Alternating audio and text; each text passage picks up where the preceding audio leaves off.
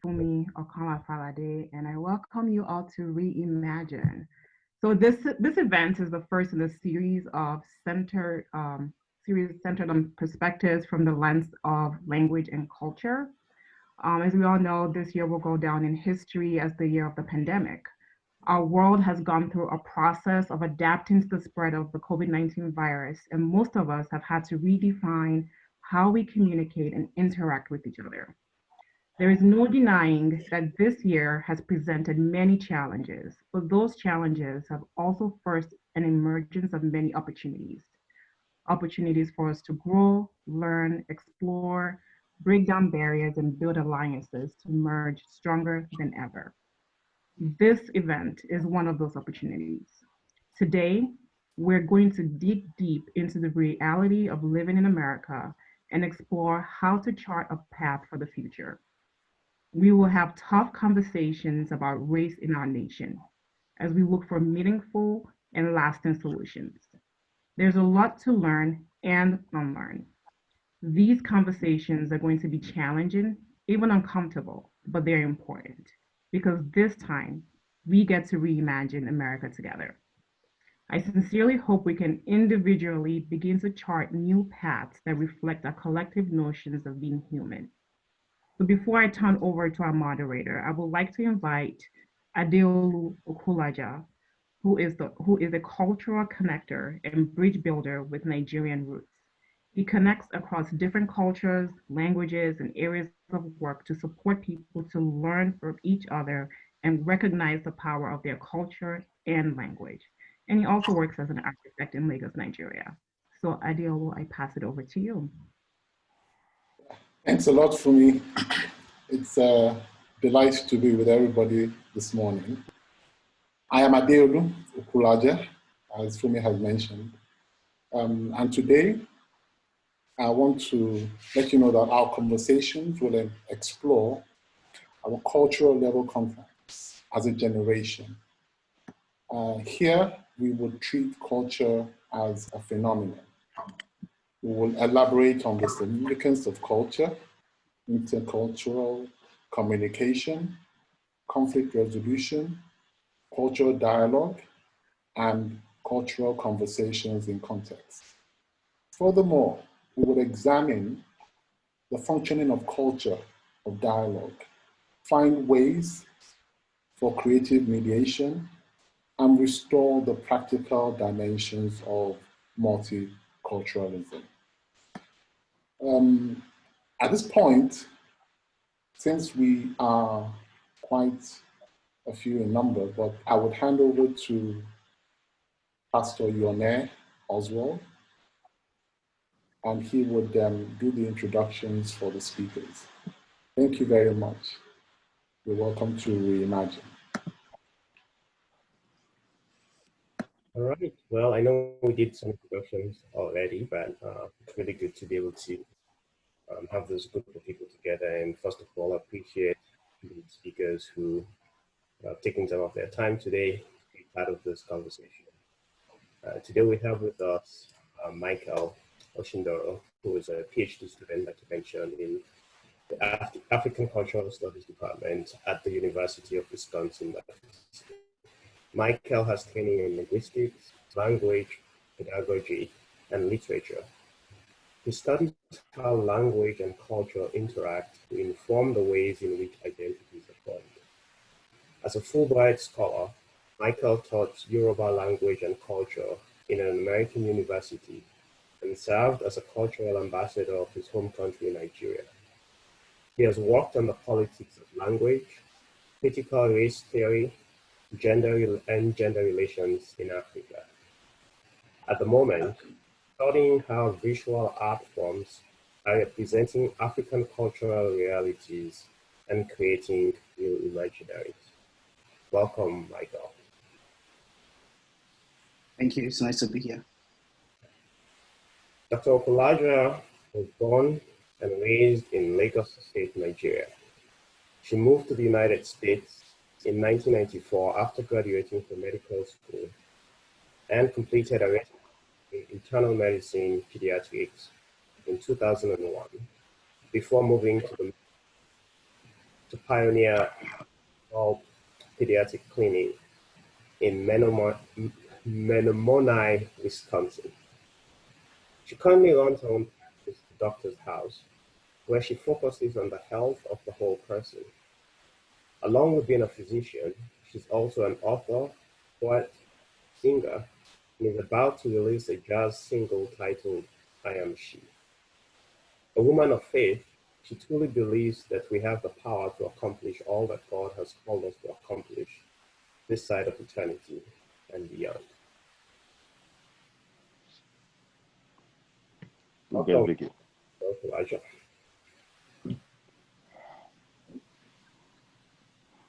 Wendy, who is also here with us, is one of us. Is an accomplished immigration and nationality attorney who has provided services for over 39 years. She serves as counsel to the Mexican consulate in Philadelphia. Additionally, she's the current chair of the Philadelphia Bar Association's Immigration Committee. She's also co-chair of Pennsylvania's Bar Association's Immigration Committee, and she's a board member of PIAS, Pennsylvania. In 2015 and 2016, respectively, Super Lawyer was recognized as one of the top 50 women lawyers in Pennsylvania. Thank you.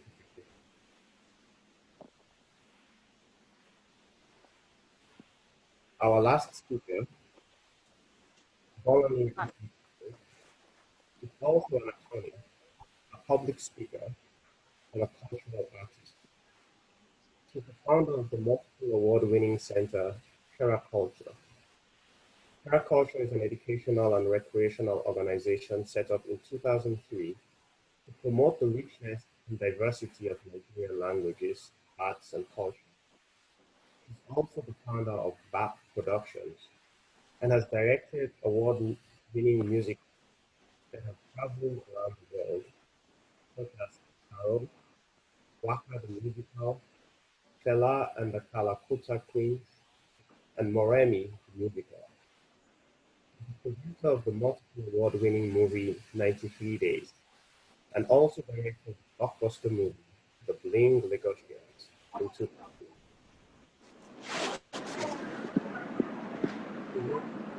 Nations in Jamaica and Namibia. We'll be enjoying one of the programs in today's afternoon.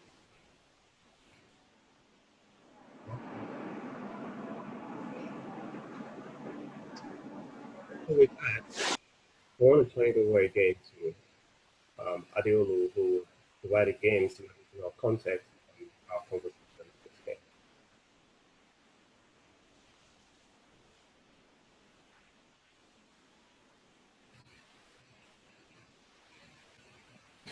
Thank you very much. It's nice to see that we have most of our speakers on board. Unfortunately, I've been trying to reach our last speaker, but she will be here shortly. Basically, we are looking at cultural integration and intercultural dialogue. We are trying to reimagine anew, in the sense that we're looking at our context as individuals in the country of America. And we're coming together as different ethnicities in a particular context. We would definitely reflect on this year as being one that has been a bit difficult, in the sense that we've had so many things to deal with. And we have found that a lot of things have been polarized, politically, health-wise, and even communication within families have been very difficult. To ask the question, are we still able to connect, goes without saying.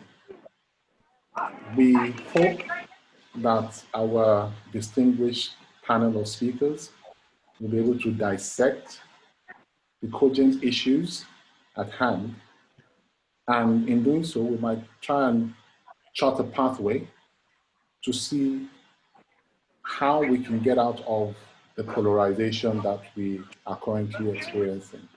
So I welcome everybody to a free discussion, open discussion, and engaging discussion.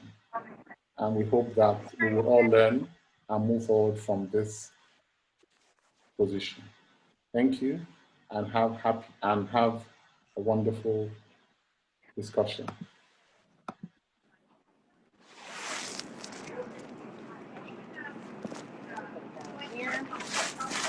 I hand over to Pastor Yone, who would now take the reins of the event. Thank you, sir. Thank you for those who have joined. If you have the mic, I encourage you to be mute if you're not speaking, so that way we minimize background noise.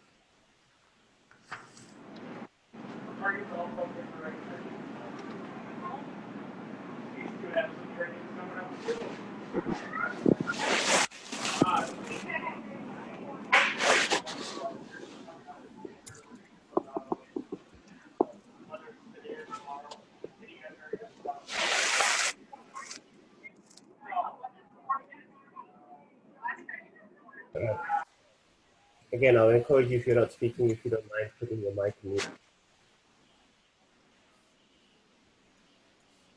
All right. Okay.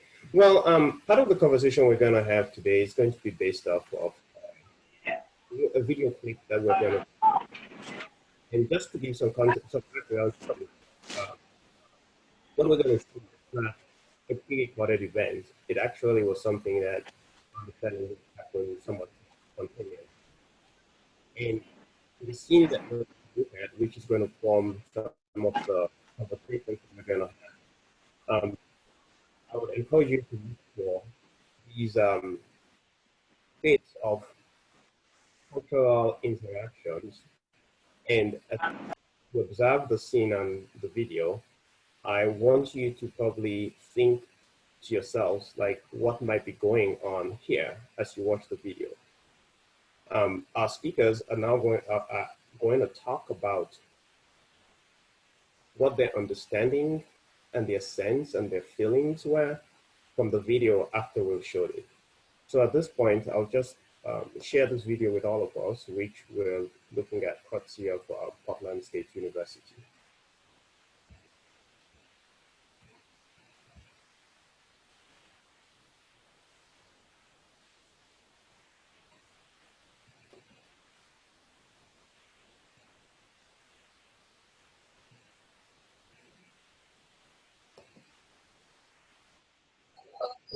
Oh, say, can you see by the dawn's early light what so proudly we hailed at the twilight's last gleaming, whose broad stripes and bright stars through the perilous fight o'er the ramparts we watched were so gallantly streaming.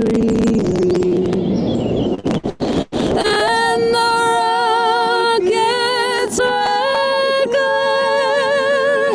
the bombs bursting in air, gave proof through the night that our flag was still there. Oh, say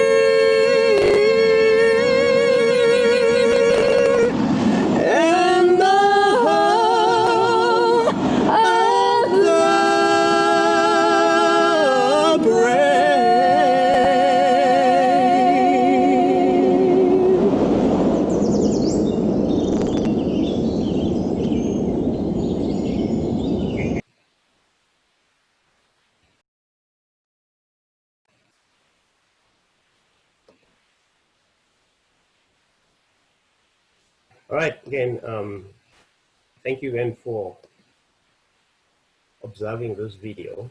And I'm sure that I'm hoping that you had some thoughts as you were watching the scene play out. At this time, I'm going to turn it over to our speakers, and I'll ask them in turn to share maybe for about 5 to 10 minutes on their thoughts of what they saw in the video in the context of the conversation we're having today on cultural integration and intercultural dialogue. And I'd like to start with Wendy.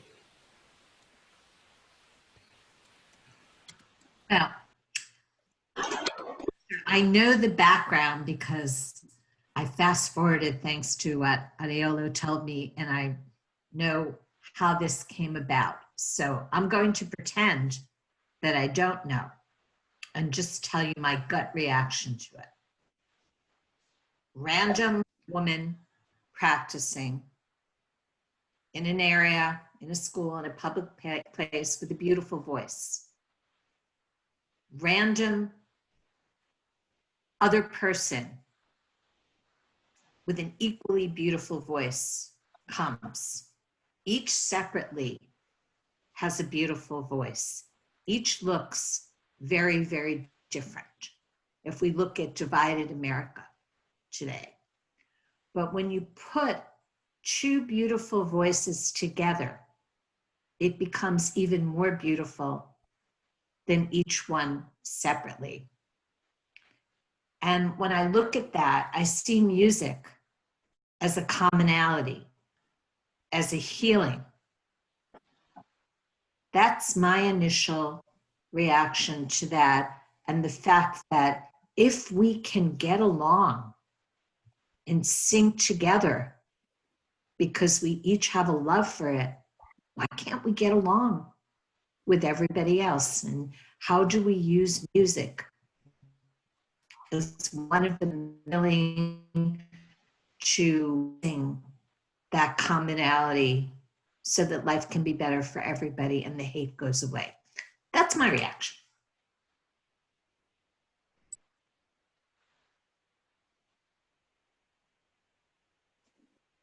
Thank you, Wendy. And I know that I was supposed to be showing another scene before I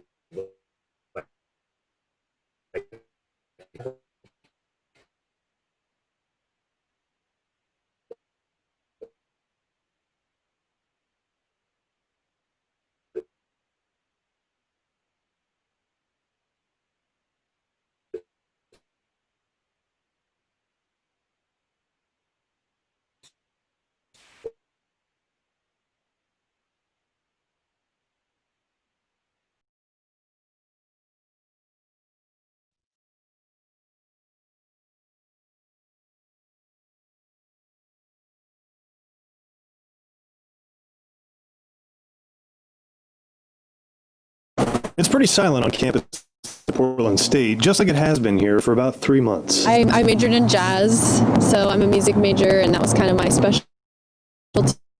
A disappointing finish is how you could describe Madison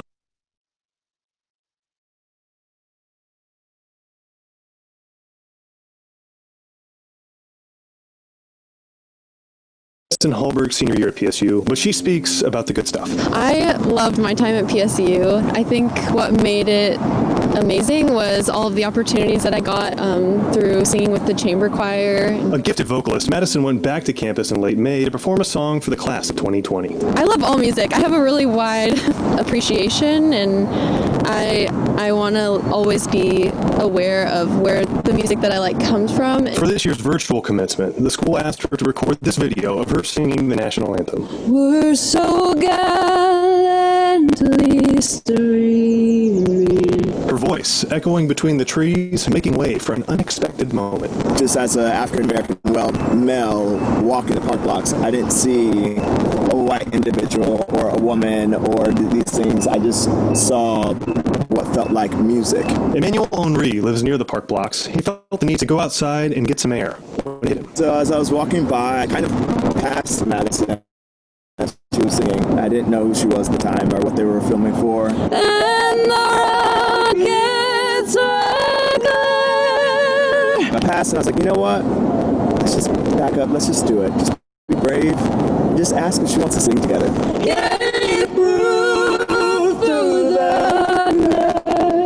Henri is a professional opera singer and has performed all over the world. He understands how versatile a voice can be. It heals, and it's something that connects. Like as a white person, it felt so right singing it with you more than by myself. Two artists from different backgrounds joining voices. It is the same instrument with the same amount of love, joy, healing, and peace that comes along with that. And the way that we use that gift is empowering, and it washes over others. It changes their lives exponentially. That flag was still there. It's a song with a message that sounds so different to so many. But these days, for these two, it's not about what you hear. It's how you listen. And listen to what they're doing with their voice and adapt to that. And don't try to outsing the person next to you, but listen to them. And that applies to all of life.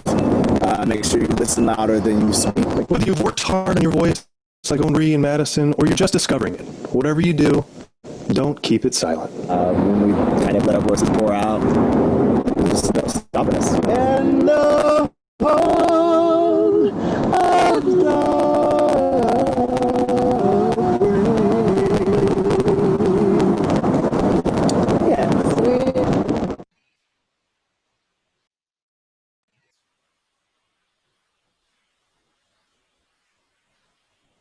All right.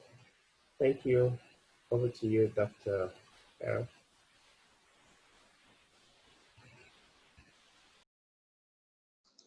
Okay, good morning, everyone. I hope you'll tell me when my time's up because, like I said, I'm a bit of a talker. And that's what I bring to the table. I bring words to the table. And I'm just going to concentrate on what we just watched. I saw this video beforehand, just as Wendy had done. I think it was just to kind of give me an idea and sensitize me to what you want us to talk about today. And I think it's beautiful.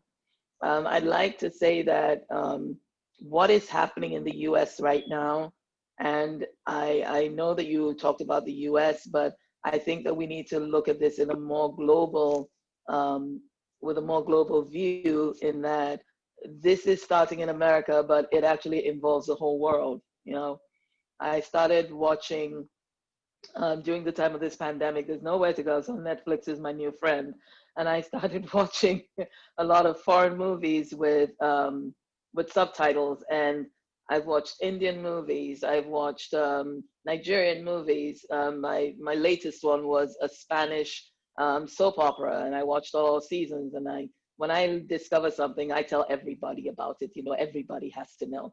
But what I'm learning is that what we're dealing with is not unique in terms of race in the United States. We deal with it in different parts of the world in terms of caste. You know, castes are something big even in countries that are the same color, the same hue. The different shades of the hue is important. You know, I got to learn about the paper bag test amongst even the African Americans here in the United States. If you're darker than a paper bag, if you're lighter than a paper bag, you know, so different prejudices.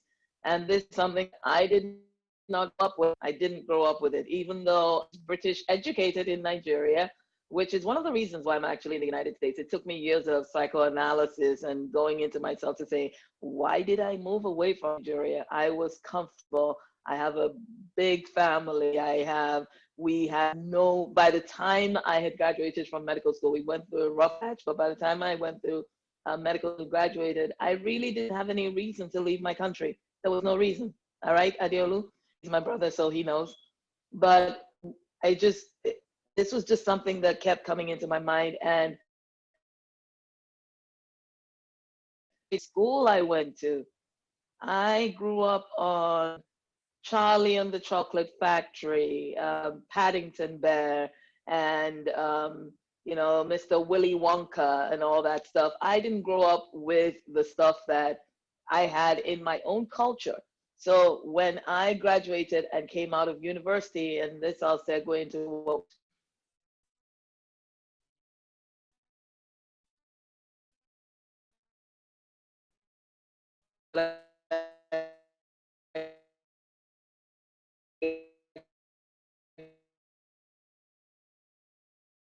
thrust into this world that I knew nothing about, bus because and all that stuff. He's telling me I have I been speaking for 3 minutes or 5 minutes? Okay. Well, just looking at the video, there's some points that occurred to me is that there was a willingness, first of all, there's a comfort with the environment. And a lot of what is going on with the things that are in America now, as I attempted to illustrate with my own background, is the fact that a lot of us don't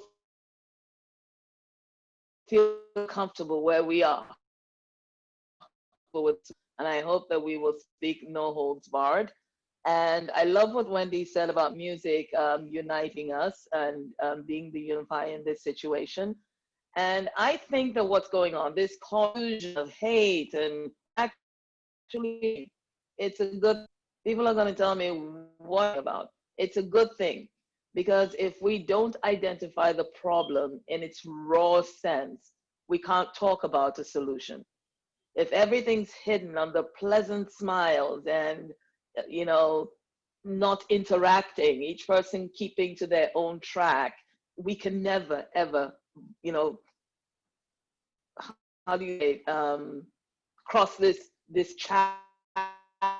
So I saw in that video, this was something of a beautiful thing in seeing that, okay, this problem is bad, but may actually be a good thing. And these people that are comfortable themselves, they could never be comfortable with each other. So being comfortable in our own skin is very important. Learning that we have to be comfortable in our environment is very important. This was a recipe for disaster. This is an African-American man with a white female. It could have easily turned out differently. But because these people were comfortable and they had education, not only formal education, but emotional education, emotional intelligence, to realize that this person that's coming towards me, I have nothing to fear from them, because their soul looks like my soul, And then the other thing is that what I noticed was that this gentleman did not just invade her space, did not just come in, hey, I'm going to sing with you. He asked for permission. He said, can I sing with you? I love what I'm hearing. Can I be a part of it?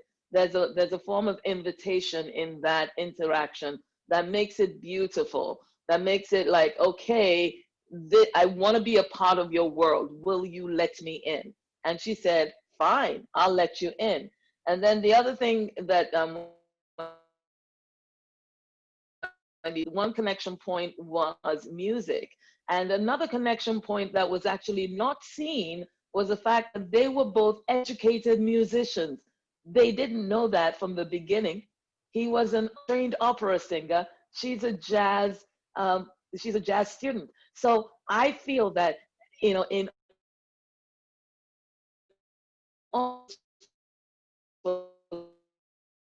about the things and just listen to the soul of that person. And when we listen to the soul of that person, we find out that, the education he got in some subliminal, weird and wonderful way connected with the education that she had, with a connection point, and they were able to create something beautiful. And she said something there, and I'm going to finish in 2 seconds. They didn't overpower each other. You could see that the African-American way of singing is totally different. I could see it because I'm a singer.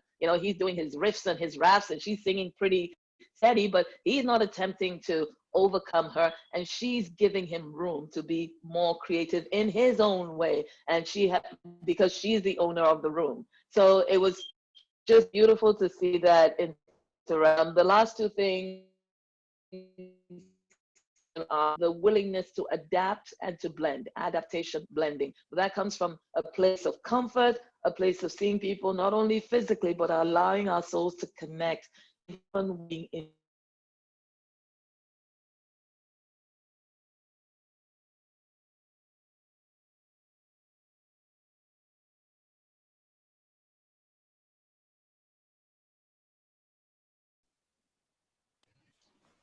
Thank you for sharing that. Thank you so much. And Michael, I'll turn it over to you now to share some of your thoughts on the the video. Yeah, I would just like to echo the first two speakers, because those are very insightful observations and reading of that. One thing that struck me though is among all of these things that they share together, they share the knowledge of the lyrics, the song that they're singing. So the fact that they are on the same page, that gave them the launch pad to go into cultural conversations and linking, like the last speaker says. I think that one other very important thing to take away is how we might think of what could have happened if people not shared the same language.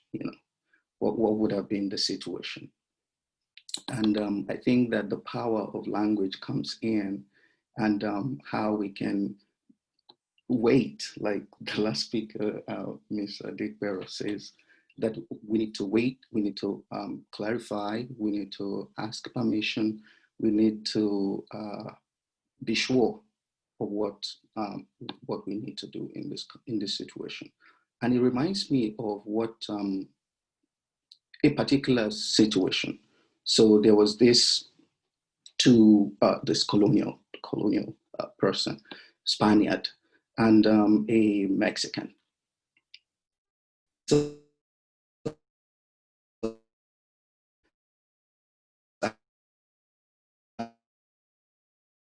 language, okay, was a greeting. Because they needed to communicate, they had interlocutors, translators. And one asked the other, "Are you the person that I think you are?" In that person's culture, it is very off-putting to say, "Yes, I am." This person is powerful, but they tend to be reverent and say, "Oh, I am not. Who am I to? I am not."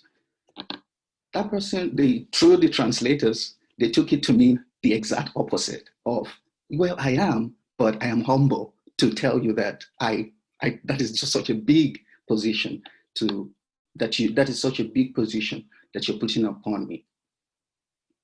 Meaning is lost in translation there.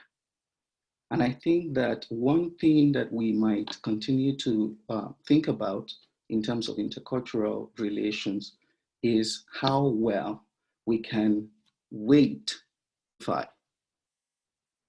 before we go on to meld, blend, and do all of that. Yeah.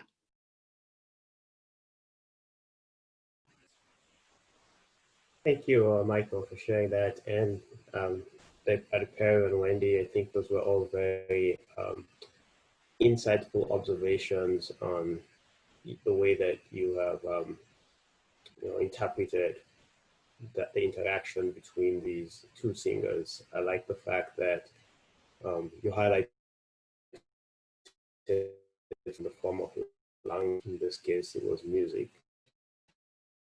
Highlights about permission, not in a forceful way, but in a subtle way, to engage in something that was common. I like the fact that we highlighted each of them knew the song, which made it perhaps a little easier for them to engage and have a conversation about style. So engaging in a way that one style wasn't dominating the other style. Right? There was the reference to how the African American sings a little different from how the Caucasian might sing, but as we listen to the song ourselves,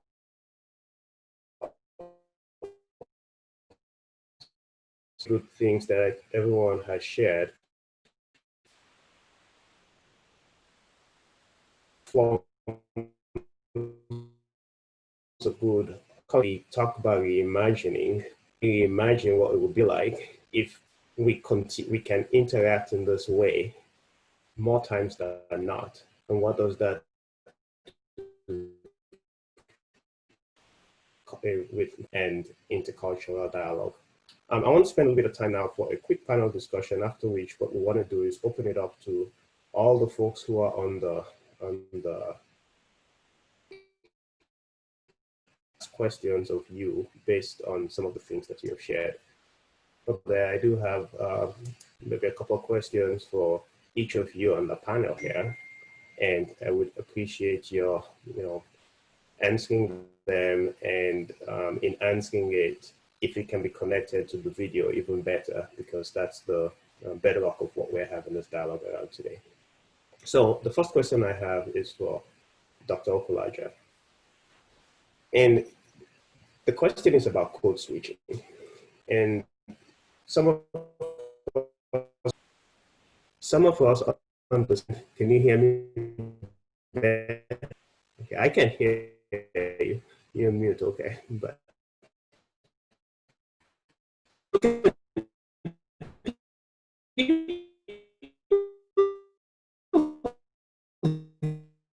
and I don't know if maybe some volumes have to be turned up, but I'm going to try to talk a little louder, but if you can't hear me, I apologize.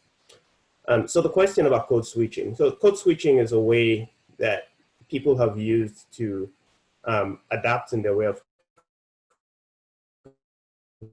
in some cases, because that it is a reason that people lose identities to, and in the process of that, code switching, they might accommodate prejudices. So the question I have for you, Dr. Pero, is what extent do you agree or disagree with this idea that code switching can cause you to, sort of lose your own identity, because in the attempt of code switching, you try to become somebody else. So to what extent do you agree or disagree with that thought? I think that question is perfect for me, because in the line of my work, I see a lot of people, and I am one who believes in code switching. And the reason I believe in it, or I think it's a good thing, is exactly what we're doing today. I have code switched, believe it or not, because I am talking to all of you. And Wendy's on the line, Oswald is on the line, Michael's on the line, Bukola, Shay, Ngozi. So I have to look, in my opinion, where I can then easily understand me, and you can relate.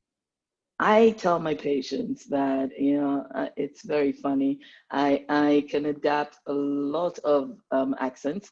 For example, now I can switch to my Nigerian accent, because if it were all Nigerian people that were on this call right now, this is the way I'll be speaking. But the way I'm speaking right now, Wendy will likely not be able to pick up everything I'm saying. So, but maybe Mandy can, because she has dealt with a lot of us over the years, so, and say, hello, good morning, that's brilliant. And I can do my southern accent and say, how you doing? Girl, you're not going to tell me that you did that today. No. We are not doing that today. No. Merci, monsieur. Comment ça va? I can switch, not because I don't have an idea of who I am. I have a very strong idea of who I am. And I think that's the difference when you talk about code switching. You have to know the code for your own identity and be aware that other people may not be able to dial into that code, yet. They may grow into it. Like, for example, I have an African-American friend, she's from the South, and she tells me, Addie, that's just not right. When I start speaking my Southern accent, it's like, hi, mama, what's up today? How you doing? She said, that's just not right, honey. You just don't sound right, So what am I trying to do? I'm trying to find common ground with her. It doesn't take away from my identity, but she has learned how to eat hot pepper. Adeolu will remember the first time she ate hot pepper. we thought the world was going to come to an end. It was like, but she learned because I gave her room to learn by, first of all, speaking in her language and then teaching her my language. And I'm not talking about physical languages right now. I'm talking about and the way we interact, like Nigerians. See, we just say, let you, this is sweet sing with you. It doesn't have anything to do with whether you agree or not, because everybody feels that everybody has to be comfortable with what everybody brings to the scene. So if I'm with a Nigerian, what let's sing together. Whether you know how to or not. And you know, but when you when you switch, you go and you say, I hear you singing and I read that song. It doesn't take away from me. It's me trying to build a bridge. Now, the other flip side of that, though, is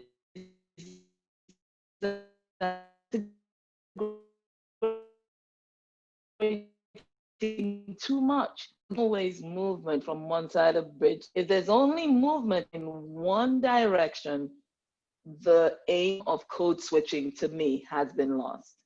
Code switching is my way of helping you to be comfortable and to my way of speaking. For example, I see Somali patients who are Caucasian, white, complete Midwestern. But the way I speak is totally different. That is Somali patient.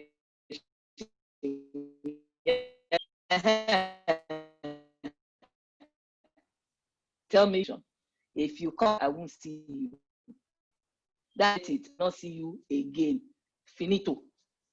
Don't. No. Do you see what I'm trying to say? This is not me. This is not me. But I have to switch to bring them in. I have to speak their own language. If I spoke to my Midwestern patients like that, I would have no practice. I would have absolutely no practice. And I do it so well in some cases, and this is where I'm going to end, so you know where I stand now.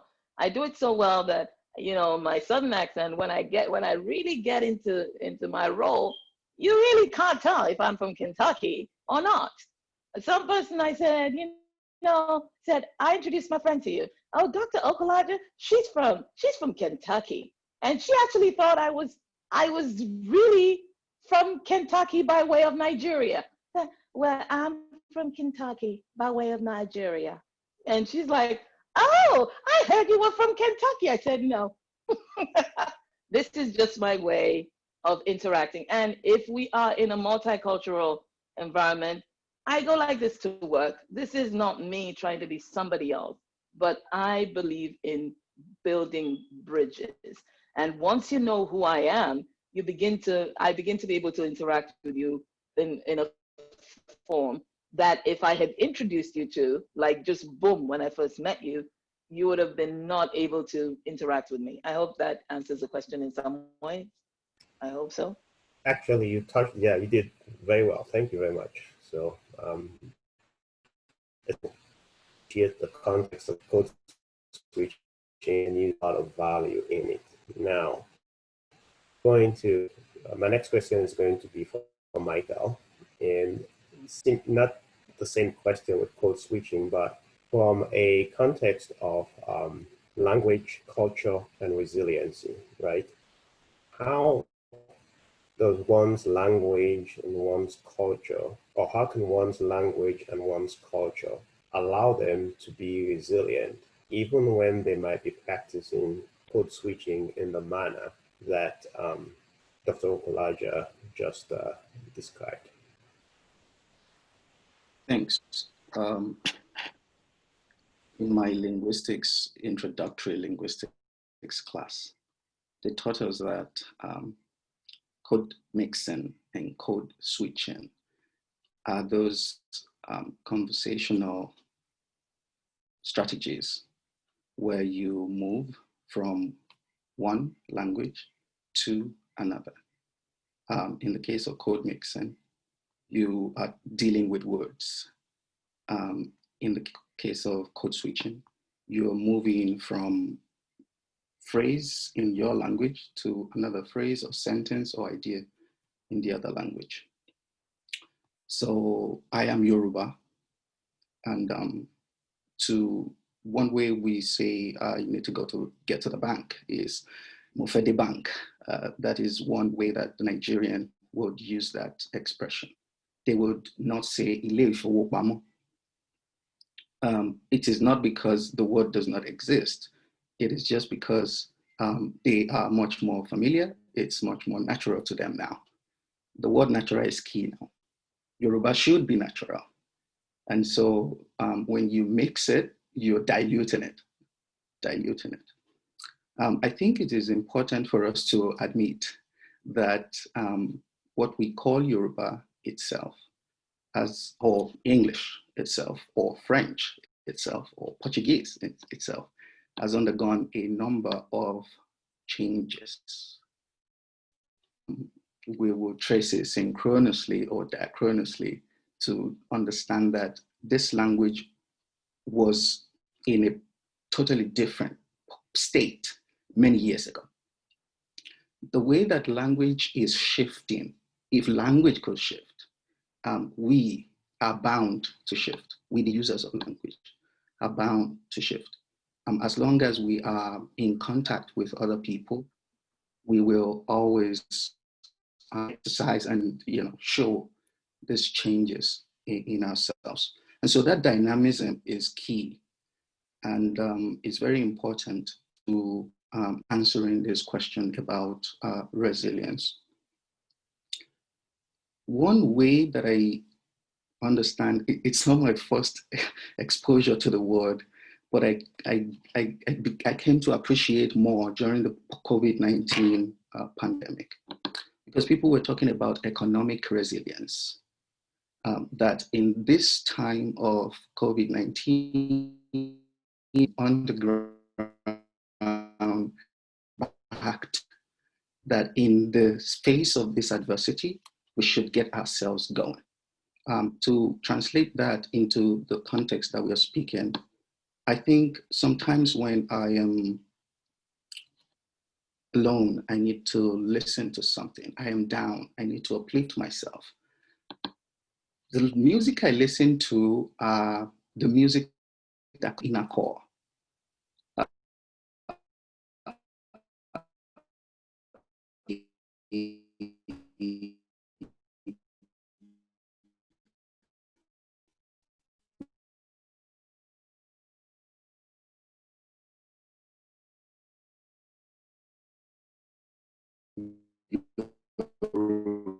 And most of my life,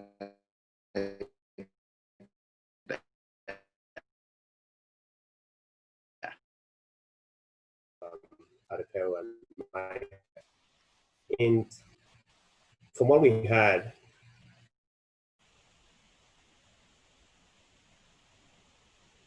there's the first part of the things that Metabel answered to was the fact that she is able to use this context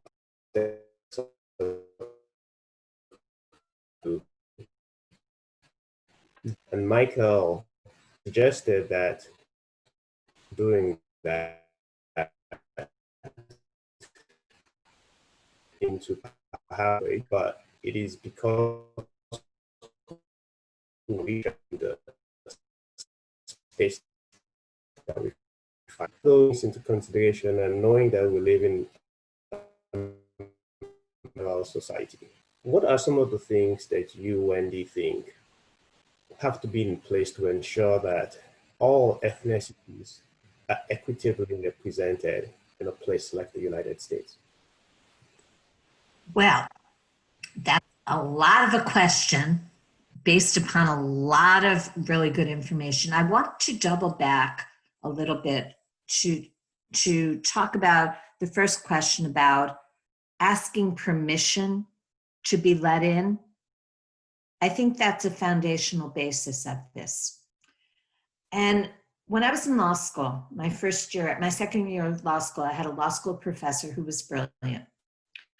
And he said, it is customary of barbarians to fear strangers. And that stayed with me, because it is customary of cultures, people, strangers, and strangers mean different. And I was never brought up to be afraid of differences. I was brought up to think they were interesting and to embrace them and that they were enriching. And I've raised my children that way.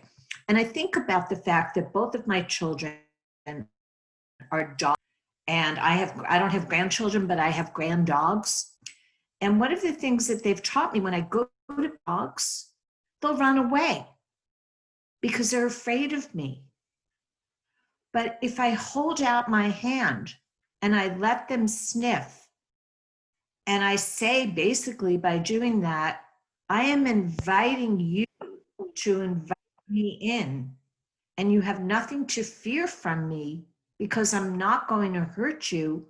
I just want to love you. Then sometimes it works. There's a rescue dog in my condo complex, and this dog is named Stevie. She's a tiny little thing. She would let no one near her.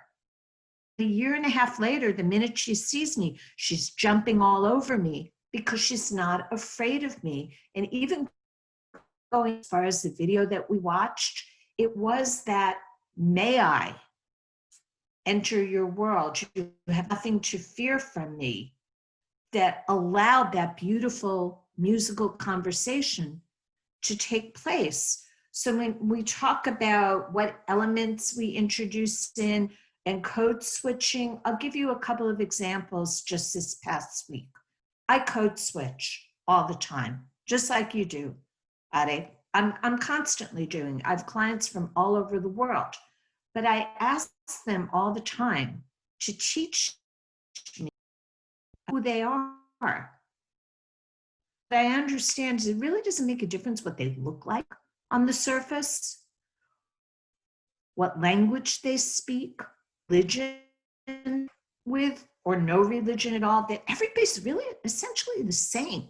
And you need to be able to dig down. Everybody wants to be loved, respected, be surrounded, have food on their table, not live in fear.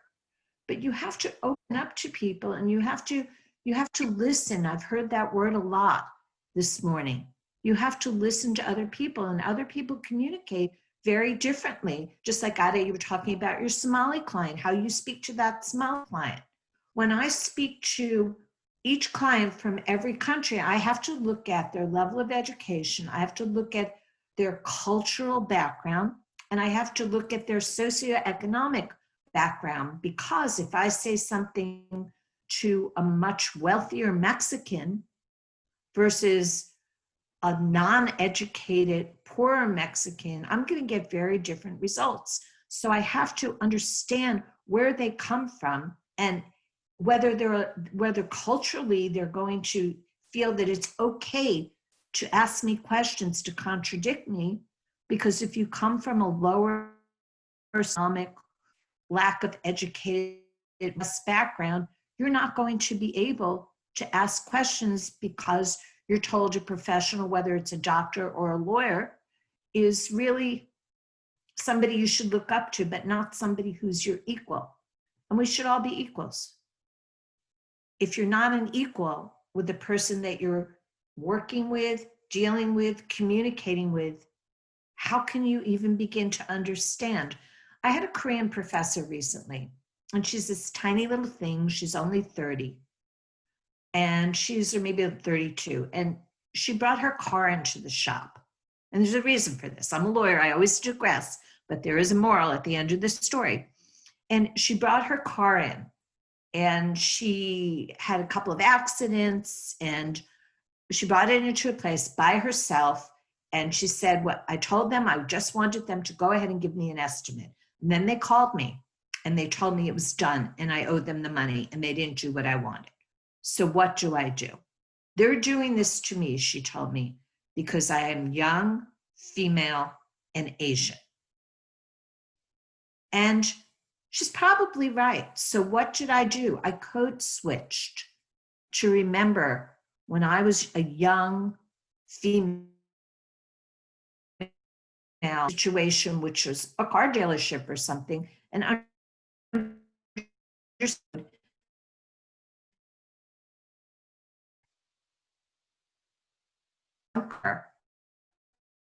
the way you're going in, those racial, cultural, educational issues that was getting her not able to work with this car dealership and get the car back. It was her attitude. And the attitude was that she was waiting for somebody to do something terrible to her because of who she was and her past experiences. So she came off as nasty, which she unfortunately often does, and she didn't get anything from that. So how do you introduce elements? What do you do to be invited in? You listen, you try to figure out, where is the other person coming from? What is their background? Why are they reacting this way? All of us see anger. And when I look at the world, I cry a lot of times. And Michael, I do what you do. Understand the kind of baggage that you are dealing with. Pardon?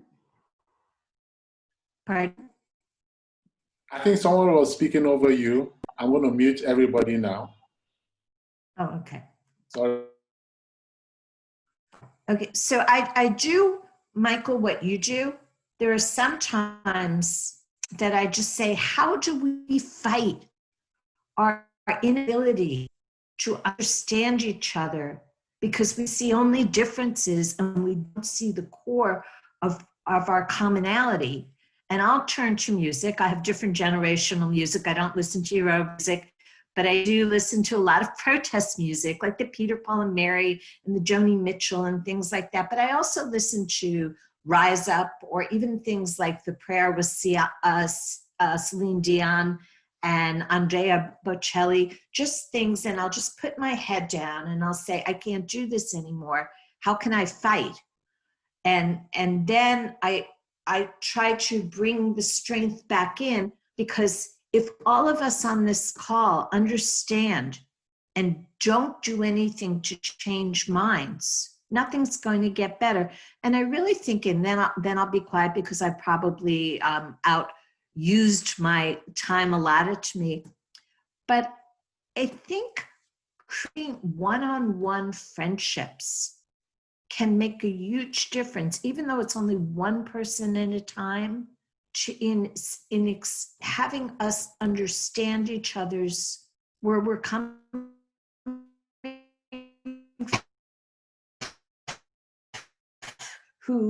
and he doesn't like what I do because I'm an immigration attorney and he's anti-immigrant.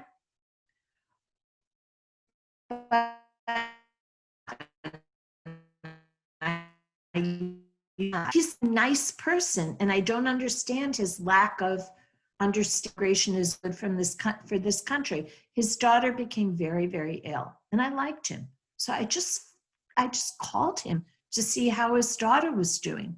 And he said to me something very strange. He said, thank you. I realized that you're a nice person, and I now have a different way of looking at what you do for a living. And my purpose in calling him, he was in pain because he has a sick child. I'm a mother, I understand that. So without knowing, I built commonality. And even we were talking the other day that when at holidays, we're talking about Thanksgiving now. And if it weren't for COVID, we'd have lots of people at our Thanksgiving dinner. And I know, because I've been a foreigner, I've lived in another country. I lived in Spain, where my most important words were, where's the bathroom? I learned very quickly how to survive in a different culture.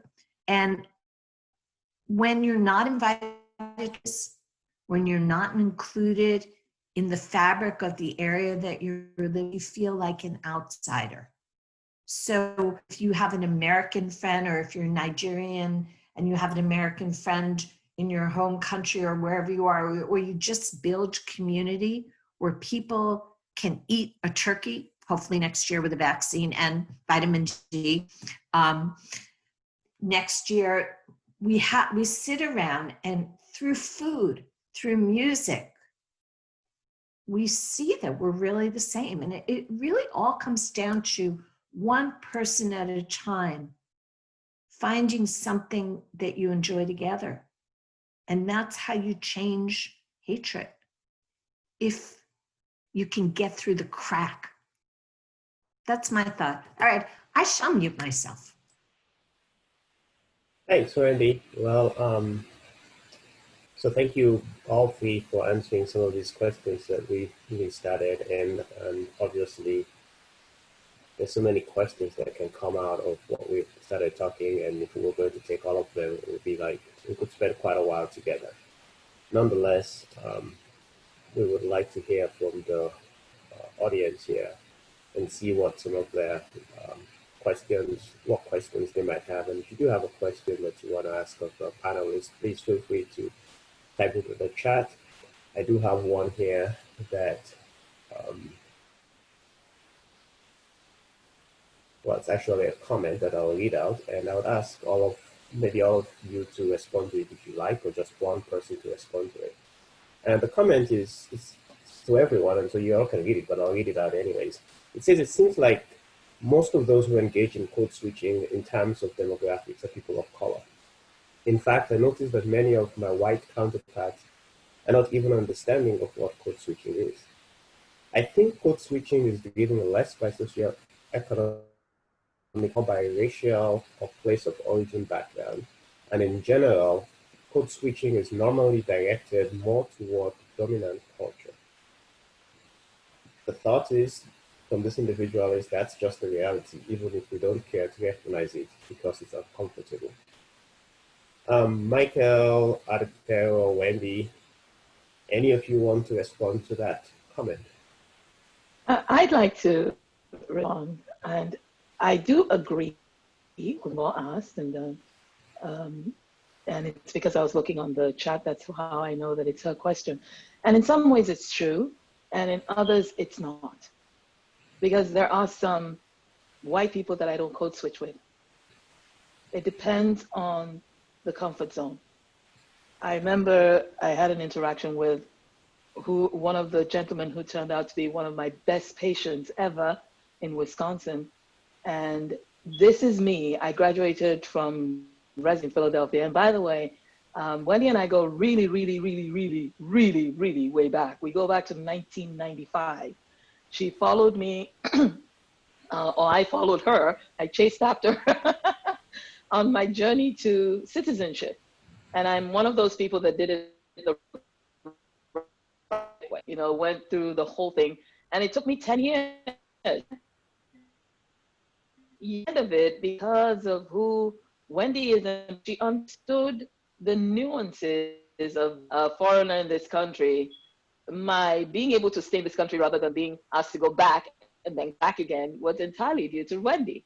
She was like, Addie, hold on, I will never forget. She said, you go on vacations a lot, and this is going to work for you in this situation. You need 3 weeks to have this stuff come through. I don't know if she remembers, but I remember, like they say in Africa, it's not the person who poops that remembers, it's the person who scoops it up and takes care of the problem. But she said, you need to be on vacation for 50 out of this for an extension based on those 55 days. And I filed for an H1 in this country legally while my papers were being, set up or whatever it was. But if she didn't understand me, if she didn't put herself in my place, it'll be like, yeah, she paid me my money. That's it, whatever. You need to go back to Nigeria and come back. But she was heavily invested in helping me to, to accomplish my purpose. And that has to do with wanting to. Now we're talking about code switching. I just put that in as an aside. I was in Wisconsin. I came from Philadelphia, and I'm in Menominee, Wisconsin. You are in Madison, right, Michael? Right, you're in Madison? It's a totally different world. You can't even find Menominee on the map. And so I go to this clinic on the first day, you know, and I had to work in Eau Claire before I moved to Menominee. And I had all sorts happen to me. I had a gentleman take a look at me and just run out of the clinic, and happened to meet another physician in the hallway and said, you know, this is why I'm coming in. I have a rash here. Is this okay? Gone. I go into the room. I'm looking for my patient. My patient is nowhere to be found. And, you know, I had people who were absolutely phenomenal work with me. I remember my first nurse, and, you know, people would come to them and ask about me and say, the new doctor, I hear she's, you know, trying to be politically correct. I hear, she said, white? She said, yeah. No, I'm sorry. I looked at something and my books on something. I hear she's female. Yeah, she's female. And then, no. I hear she's really good. Yeah, she's really good. You know, I hear she's, oh yeah, she's the best dog. She to engage these people. In seeing those people, I would walk in. I had no code for switching to them. I was totally African, totally who I was, because I knew that trying to engage them, they didn't have a door open for me. So there was no bridge to cross. So in that situation, as it wasn't going to do any good, there was nothing good going to come out of it anyways. Now, fast forward to another patient that I saw when I actually started my patient. I love telling this story. I walked into the room, me and my flamboyant self. Even though I'm Black and I'm female, I don't look like a doctor. I have the brains of a doctor, but I don't look like a doctor. And I walk in and I see his face change. And this is the way I approach it. I said, sir, you look uncomfortable. And he said, yes, I am. He's one of the people I just have loved in my career. He said, I am. I said, well, there's nothing you can do about it now. You're here. Do you want to think about it? And he told me, yes, I'd like to think about it. And I said, okay, have a seat. I'm here. You tell me when you're ready. I have no problems. If you decide not to see me, that's okay. But if you decide to see me, I'm here. And he actually thought. He sat down and he thought for a while. And then he said, I'm ready. I did nothing to try to convince him. I did nothing. And I saw him and I treated his problem. And very soon I would find out he would come back and we'd spend half the time talking about his dead wife. That was our commonality. We talked about his dead wife. We talked about his disappointments in life. And then he would come to the clinic every week. He had a problem every week. He had a problem every week. I didn't get it at first. And then my receptionist, who is also Midwestern, said, Addie, don't you get it? You're the highlight of his week. He would come in with his Western boots, with his pants and suspenders, his hair slicked back, all 83-year-old, you know, Midwestern gentleman. And we would sit and we would talk for hours. We would set our appointments for the end of the day and we would talk for hours. Now, I did nothing to change myself because he didn't need that bridge. Just had this prejudice from the beginning, and I just named the elephant in the room and I said, here it is, sir, can you deal with it? But like we talked about earlier, we found a common ground. Our common ground was his dead wife. Our common ground was medicine. Our common ground were the jokes we told, you know, to each other. And we built such a relationship based on that. And I know I'm digressing away from Tokumbo's question a little bit, but I think it's related. We built such a relationship that when he unfortunately lost his first child, he told his second son, just take me to my doctor's office. I just want to see my doctor. And this is a gentleman who was racist at conversation room. And that has been my experience. I can't say that I haven't dealt with racism. Coaching is the way that I've dealt with it most of the time. Yes, you're absolutely right. I'm the only thing that I have the advantage because I can be myself and I can be you. I can be myself and I you in any situation. But if I don't need to be you, or if you don't allow me to build that bridge to be you, don't do it. I just bring myself the way that and we move on.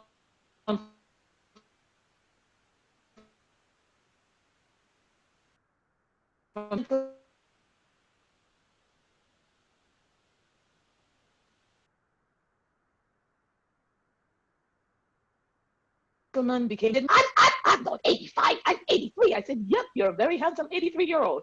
But anyone looking at us at the end or in the place where our relationship had matured would never have guessed started from. We started from, I want to see you. In fact, I'm ready to walk in. Your choice. Here I am, I'm waiting.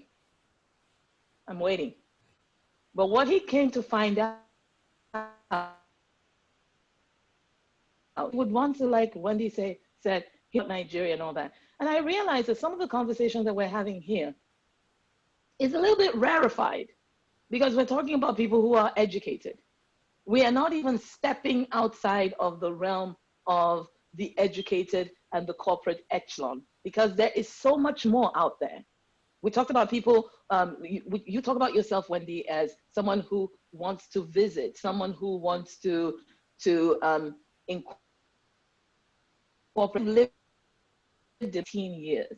I have 3 Caucasians close to me, 3. And that has been dependent on the fact that they have opened the door and they have learned to know me as I am. There's so many nuances to it because Black, white, African, and it is African. So when we're talking about the dominant, the dominant population, that has changed over the years. It may have started with the Caucasian population, but it's now evolved to the fact that I am not pandering to white people. I'm pandering to and trying to build connections with white people, Indian people, Filipino people, Hispanics, Russians, everybody all over. But the important thing is, I believe that we should, as foreigners, as Black people, learn about ourselves, learn to know ourselves, and then we know when to stay where we are or when to move so that we can win another. Sometimes we have to move to win another, but sometimes we have to stay right where we are to win another. And that's where I'm going to end. Thank you. All right, well, thank you. That was I think lots of thoughts. I like those stories as well, especially how we can have a different way to look at the same context, right? Certainly the experience you had with this older gentleman was him, and not necessarily you having to change how you thought. And he was able to do that perhaps because of what he saw in you and understanding the value that he could get out of that relationship. I've got a couple other questions here from the audience. Michael, and it says, why is culture important?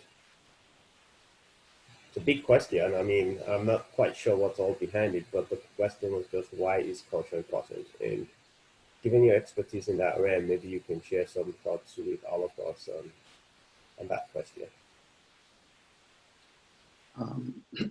Thank you for, and I learned a lot from what Ms. Adipero shared. Culture is a people's system of reality. Is a way of making sense of the world. Is a way of making sense of yourself. As long as you are you feel a sense of importance, then what makes you you is equally very significant to think about. Depending on the culture, you would want to categorize and do all of that, but culture will remain significant as long as we humans continue to see ourselves in the most natural way. By natural, the word natural again, but this is what I mean. It is just pure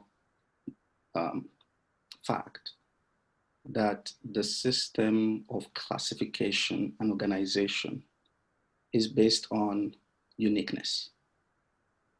Uniqueness is a way of saying different. So more than similarities, we are grouped by difference. And that is actually where we can begin to have a conversation.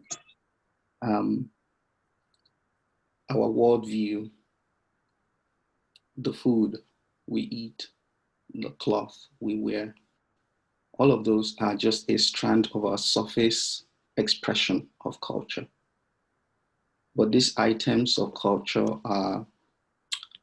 they are undergirded by certain values. And these values, they are the wellspring of what we can identify as tangible culture. That's part of your Zoom. That's what So it is very, it is important to understand this idea of culture as more like an iceberg. The one you see is not measurable by the one you don't see. It's deeper than what we see. And so we can reach to that core, subsurface level of culture to begin to understand what it is that makes us who we are. You can draw a psychographic chart of a person by looking at their daily choices, their physical appearances. My value of body would influence my choice of dress, the food that I eat. So I'm not just clothing myself, I'm nourishing my body as well. But we will continue to have these ways of thinking about culture as a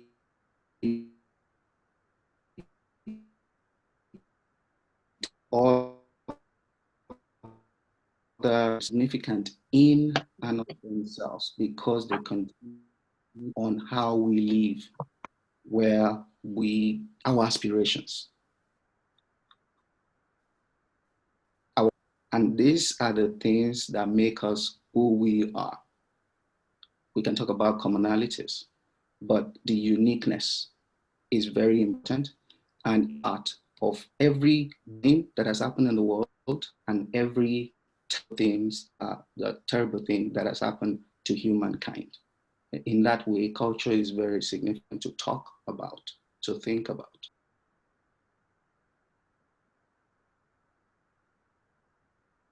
Thanks again for sharing that. Right, a little over halfway of the time that we want to spend together. We could maybe take one more question and then we'll move on to the next section of our conversation.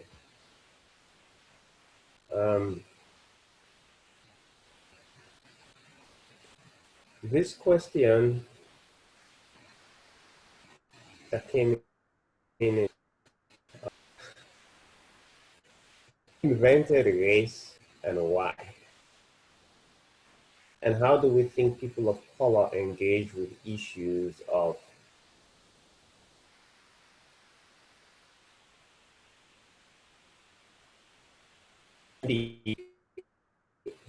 so if you can answer this one.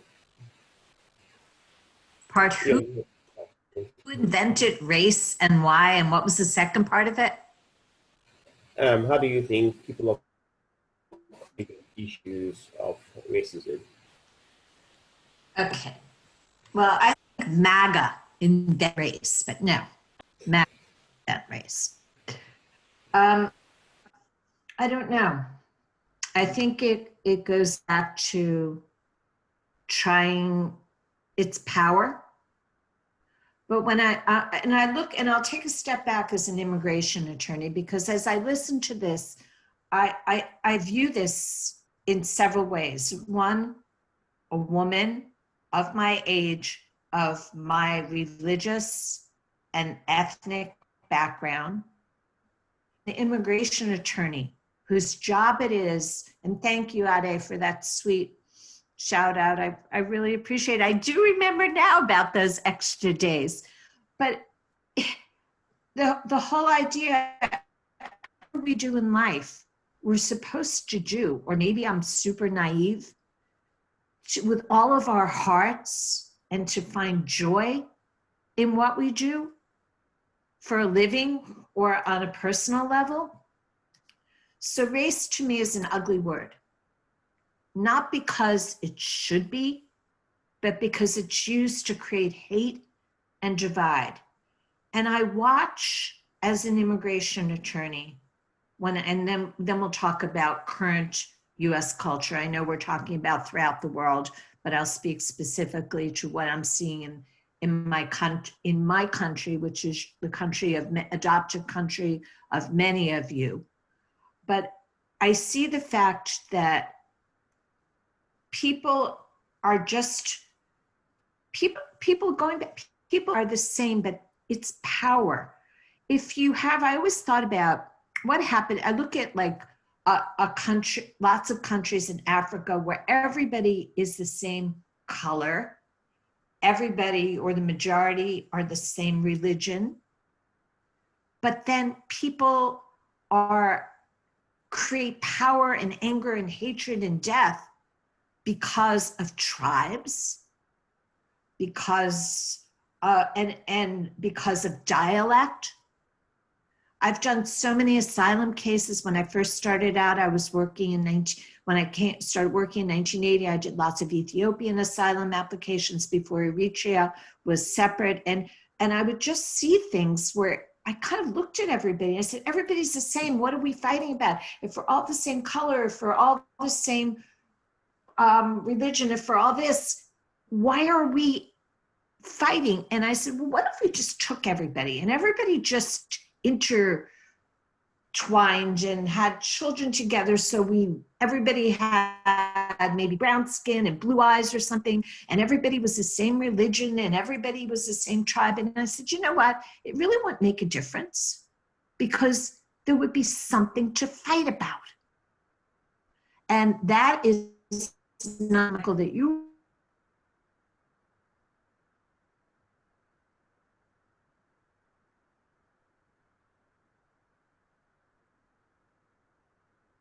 were talking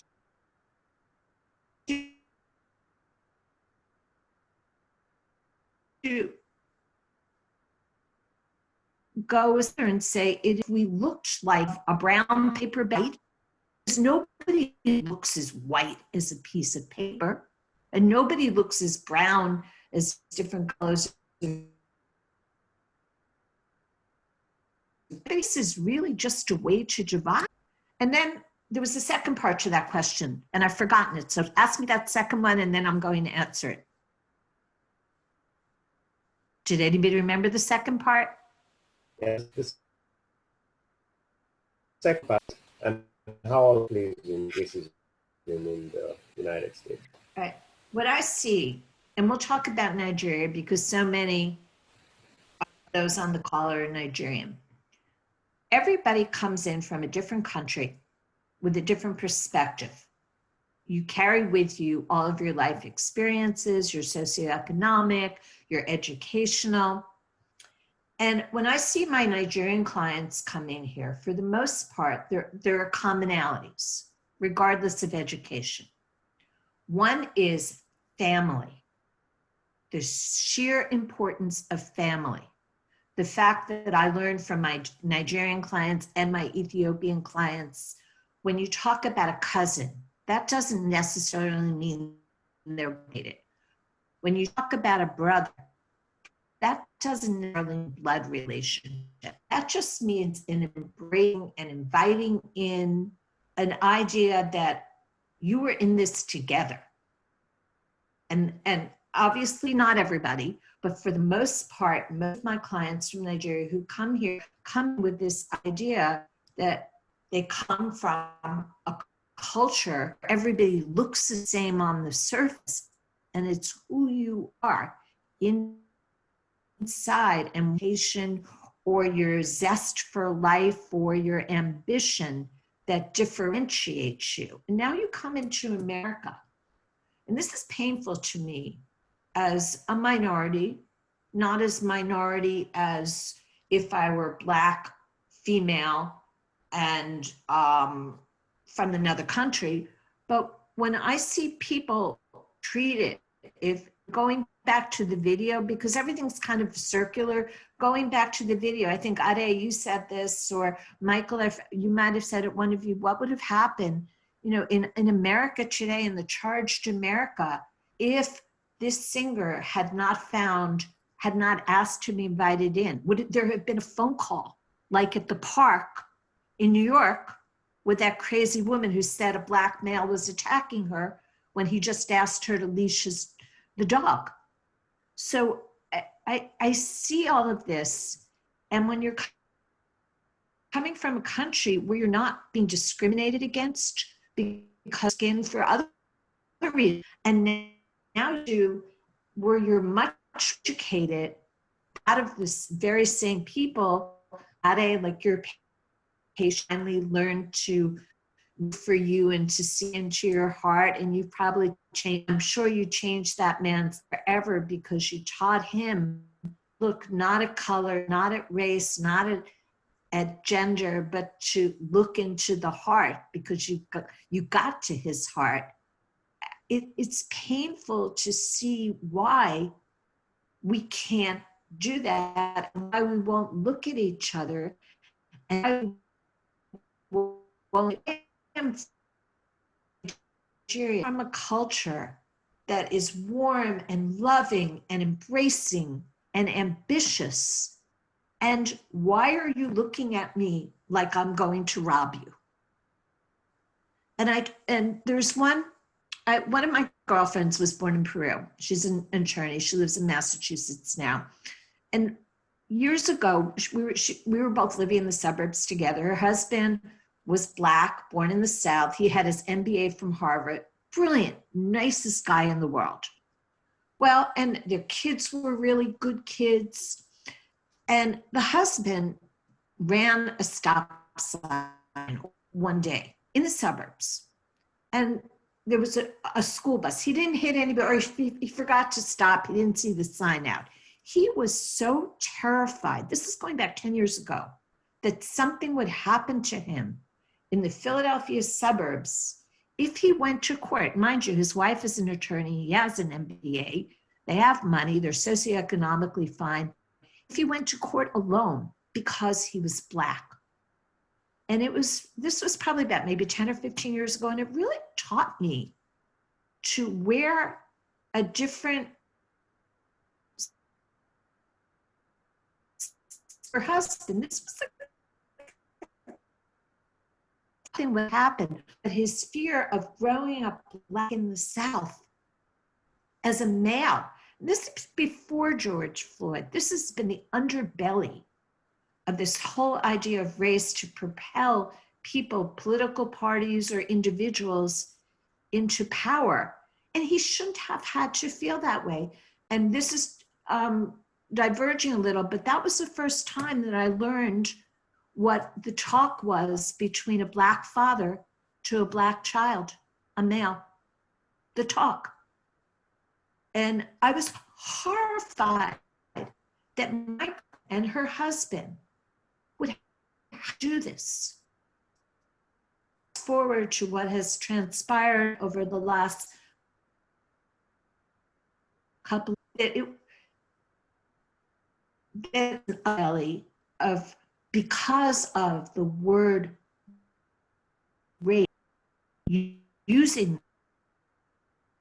race, but it's fear. I go back, and if all of us can do what Ade did and get to one of those who hate because of difference and teach them that hate and turn it into love. And since this is reimagine, that's my utopia of just having us accepted for who we are and not looking at whether we're fat, skinny, color-wise, gender. That to me would be the most fruitful utopia. But I'm sure there would be something else to fight about. And then I just want to say one other thing along that line. And I shared this with Areolo.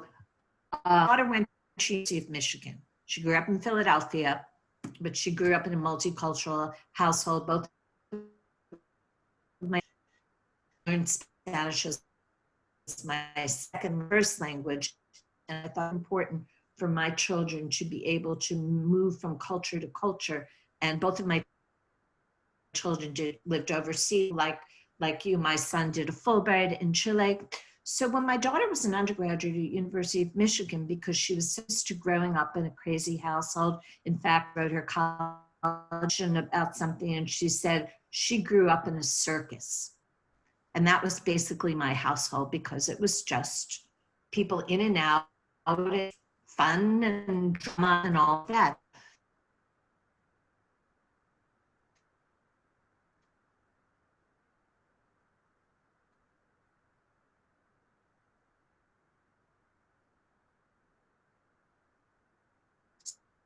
It was such a big school, and nobody was inviting them in. She created like a club.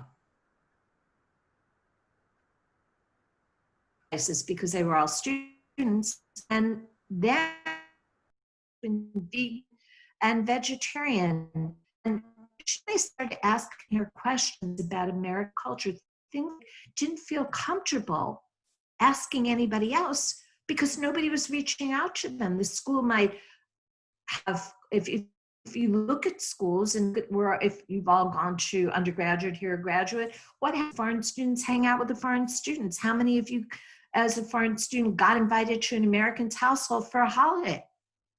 So if we're going to change this, we invite people into our homes, maybe not physically, but we try to teach them the lesson that Ade taught her old, probably MAGA hat-bearing guy. But you might have gotten him to vote Democrat this time, Ade, if he's still alive. You just never know.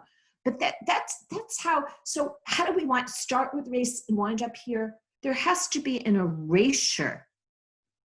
There are going to be races. We look in a mirror, there are different races, but there has to be an erasure of race as a way for not liking somebody. And we've got a lot of. All right. Well, thank you, Wendy. That was a lot. Something you could tell that you're coming from personal ends there.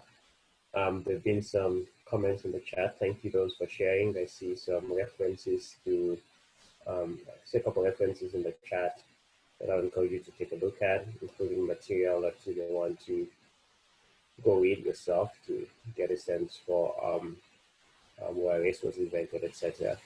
Now we have a couple of people who have raised their hands, and would afford these two individuals, Dr. Kumba and Wale Holiday here, to share some thoughts, and then we'll move on to the next section of the session for today. So Tukumbo, I know you tapped a bunch of things already, and you probably have something to share, so the floor to you. Hi, thank you. I'm laughing because we'd like it's dry. to see your face. We'd like face. I'm not in the position to do that right now, but I definitely want to talk. Can you hear my voice instead? I'll make do with your voice. Thank you very much. I appreciate thank you for that. So actually, Dr. Pia, actually, I just kind of wanted to circle back to my original. I do appreciate your response. You know, kind of sharing your experience and how you know, with the whole code switching thing. I do want to make a comment. I don't know if it's more of a question, but maybe it's a mix of a question and a comment. So code switching, and in general, how it's being used, and when we discuss it, and how it's been used in our everyday lives. A very, very common example would be in the use of language and tone, right? So, for instance, I can speak like this. I can decide that I want to switch to Niger, and I might decide, you know what? No, I'm about to say, you know, I'm gonna talk like American, because there's those different things that we do in general. I guess my question really is, and you know, I guess my comment really is, African Americans code switch all the time. It's not just coming from people like, you know, immigrant populations or whatever. And it's the most common thing, or the most common form is in language when we intentionally make a conscious decision to speak more like, quote unquote, like mainstream white America, because we want to make everyone more. And my question really, I do want to say that, you know, it that to code switch and to kind of spectrum to relate, doesn't it become unhealthy? Because we're doing like Dr. But you know, I don't always want to constantly have to worry about being myself and then being some we get to that threshold where we don't have to constantly do that. It feels more like a like this burden that's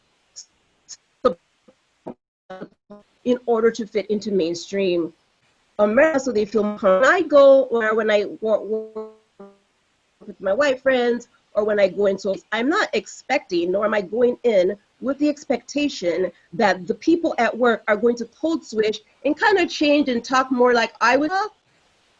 You know what I mean? They're not going to work with that expectation. They're not going to bother trying to talk like if I was African American to make me feel better. But I am the one that is in that position where I go in thinking, now I have to talk like everybody, you know, like just to make everybody feel comfortable, because, you know, if they hear this accent, they're going to be like, oh my God, no, you know, I can't relate to her, which has happened on many occasions. So again, I guess what I'm trying to say is it's not as simple.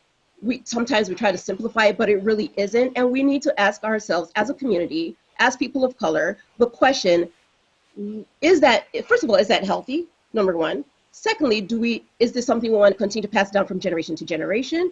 And what can we do as a state to alleviate that necessity constantly code switch in order to make the demographic? And just to wrap it up, it's bitch, but learning is a two-way thing. Okay for me to make somebody feel comfortable by trying to speak more their kind of tone and their language, but it should also not be just one-sided. And I feel like many it's unevenly distributed, more one-sided as opposed to two-sided conversation that would be beneficial to all. That's about all my commentary and my questions about that. Thanks to that question, because I think that it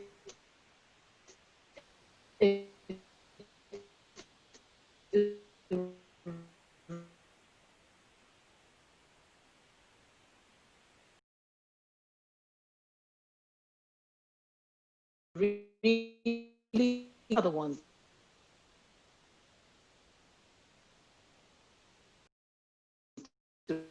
That's one